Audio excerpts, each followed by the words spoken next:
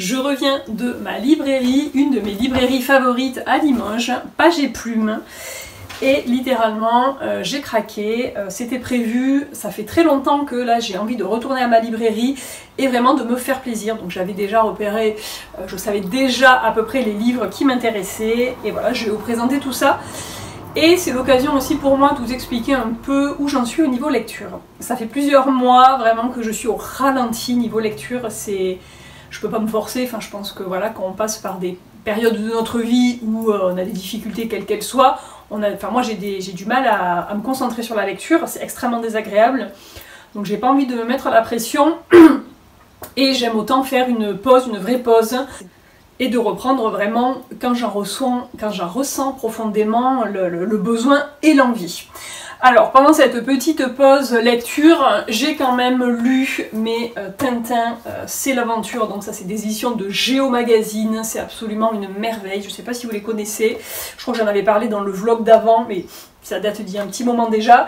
Alors celui-ci c'est le dernier, l'édition là de juin-août 2021, et là on est focus sur plutôt une partie qui est assez scientifique, mais c'est extrêmement bien décrit, c'est très ludique, très pédagogique, c'est vraiment scientifique mais vraiment vulgarisé. Voilà, les dessins et les planches là sont absolument toujours aussi merveilleuses et voilà, donc il y a toujours des planches d'Hergé qui sont inédites, donc ça c'est toujours absolument génial.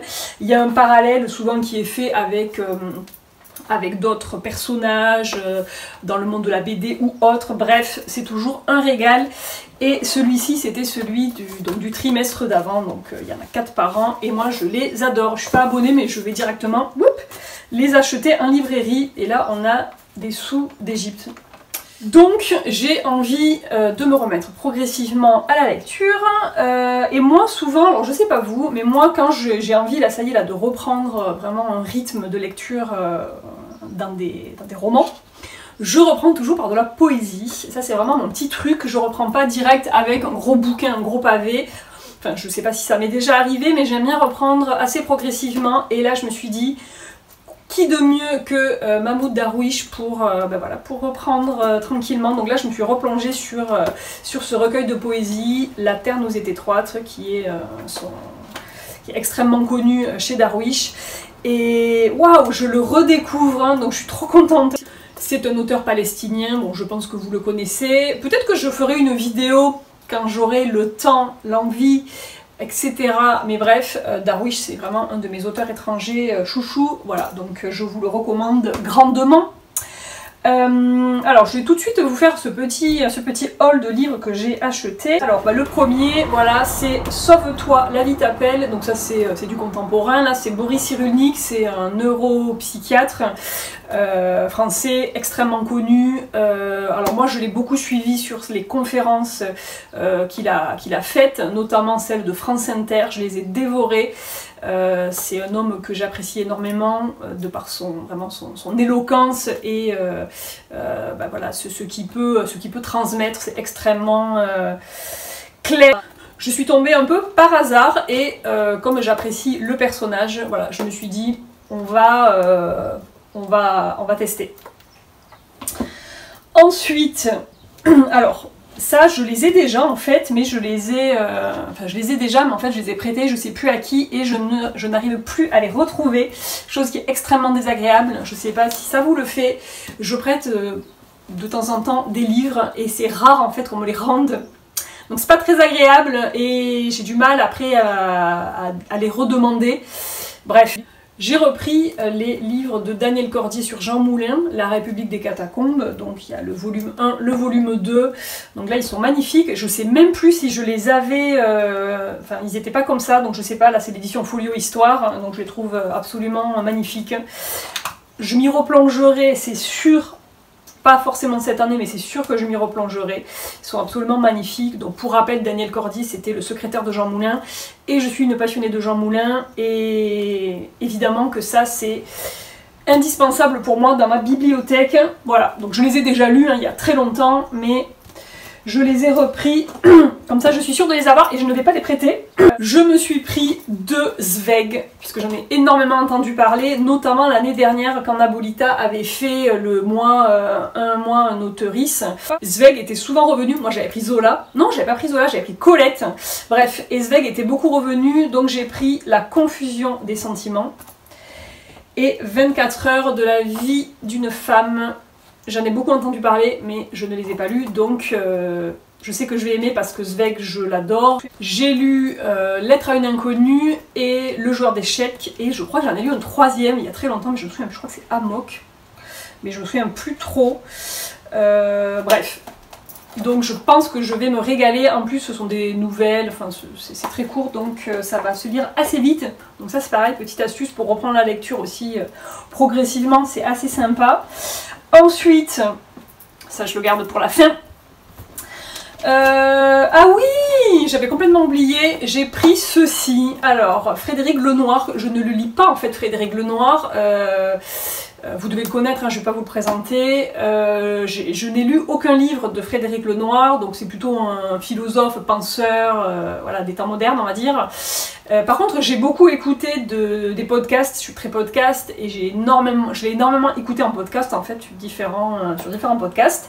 Mais là, il a écrit, en fait, donc ceci, Les contes de l'âme du monde, et en fait, les illustrations sont réalisées par Laure Philippon, qui est une copine en fait, et qui est une limougeaude, c'est son métier. Je vous l'avais présenté, je vous avais montré dans le vlog, il me semble, les cahiers de coloriage d'ailleurs que j'ai terminé pendant mes vacances là, bref. Voilà, donc j'ai pris ça plutôt pour mes enfants. 22 leçons de sagesse à partager avec vos enfants. Donc il y a un livre et en fait après c'est un jeu de cartes. Et je ne l'ai même pas ouvert, donc je vais peut-être l'ouvrir, comme ça je vous montre les cartes.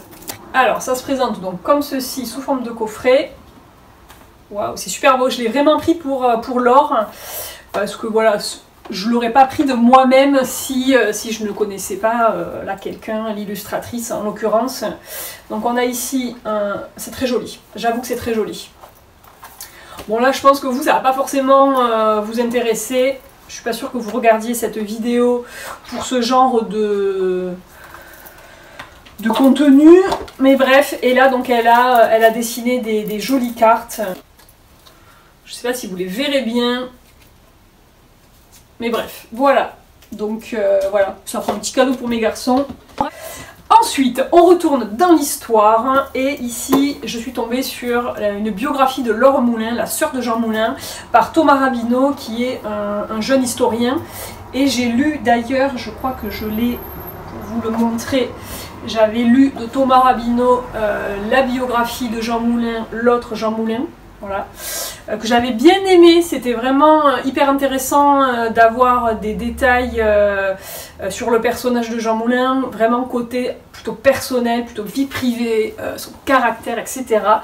Et il a réalisé la bio de sa sœur, alors là je suis trop contente, enfin là c'est...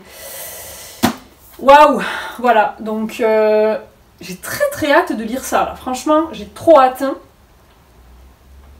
Cette photo a été prise à Saint-Andiolle en Provence, hein. Elle est très connue, cette photo, je crois que c'était en 39, elle est magnifique. Voilà, donc je suis trop contente. Donc ça c'est sûr que je vais le lire avant la fin de l'année, c'est sûr. On reste dans l'histoire, désolé pour ceux qui n'aiment pas l'histoire. Je vous parlais tout à l'heure de Daniel Cordier, avec La République des Catacombes, donc il a fait en fait une immense biographie sur Jean Moulin en 2 tomes. Et ici, nous avons les derniers mots de Daniel Cordier, puisque je vous rappelle, il est mort l'an dernier, le 20 novembre 2020.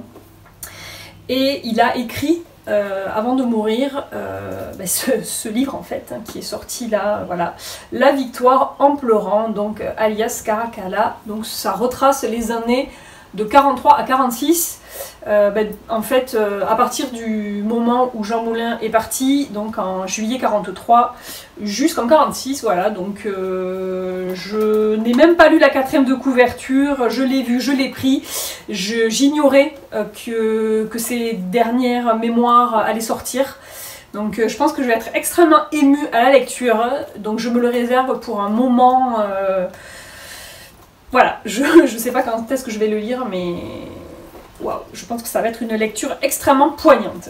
Voilà, actuellement je suis en train de lire La commode au tiroir de couleurs d'Olivia Ruiz, donc là on me l'a offert il y a quelques mois, j'en suis à peu près à la moitié, et c'est très chouette, c'est très frais, c'est voilà, c'est bien, là ça me remet le pied à l'étrier avec la poésie en parallèle de Darwish, c'est vraiment très très bien, j'en reparlerai si...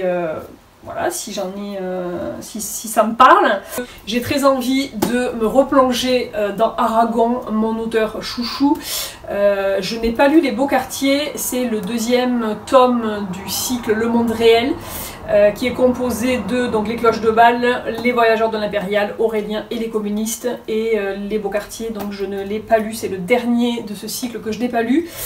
Et Amy de la chaîne Antastasia a fait il y a quelques jours un live absolument passionnant sur Aurélien. Bon, Aurélien qui, à mon avis, enfin je n'ai pas lu celui-ci, après je pense que j'ai à peu près tout lu d'Aragon. Mais Aurélien, il me semble que ça reste vraiment un phénomène. Bref, et donc sur ce live qui était absolument génial, reparler d'Aragon comme ça m'a waouh, ça m'a transcendé et je me suis dit bon, il est quand même temps que tu reprennes Aragon. Alors Aragon, moi je le lis quasiment au quotidien, enfin pas au quotidien, mais avec Le Fou d'Elsa, etc. Enfin bref, toute sa poésie, je la lis très très régulièrement. Je n'ai plus relu de roman d'Aragon, donc là il serait temps que je le lise, je sais pas quand, parce que j'ai trop de choses à lire. Mais bref, voilà, en tout cas il est dans ma pile à lire. Le fameux dernier livre dont je voulais vous parler, c'est Le Comte de Monte Cristo d'Alexandre Dumas. Le volume 1, il fait 800 pages, donc il y en a 3. Hein. Je ne l'ai donc pas lu, j'en suis aux toutes premières pages. D'ailleurs, j'ai même pas mis de marque-page. Ça commence fort, ça commence avec l'envie de le dévorer. J'ai hâte d'être bien plongée dedans, mais là je vais d'abord terminer Olivia Ruiz parce que là c'est quand même costaud en termes de lecture. J'ai vraiment hâte de le lire, de vous en parler et voilà. Affaire à suivre. Je pense que j'ai fait le tour des livres, de mon point lecture, de ma pile à livres. C'était une vidéo qui n'avait ni queue ni tête, mais c'est pas grave. J'espère que ça vous aura plu, que vous aurez voilà, peut-être fait des petites... pas des découvertes, parce que pour le coup je vous ai pas appris grand chose, vu que je n'ai pas lu grand chose, mais peut-être que ça vous aura donné l'envie d'acheter certains livres, et je vous ferai un retour dès que je le sentirai en fait, parce que je suis pas très régulière sur YouTube, mais bon, ça va revenir, et voilà, je vous souhaite de faire de très belles lectures et de passer de très belles vacances. Ciao!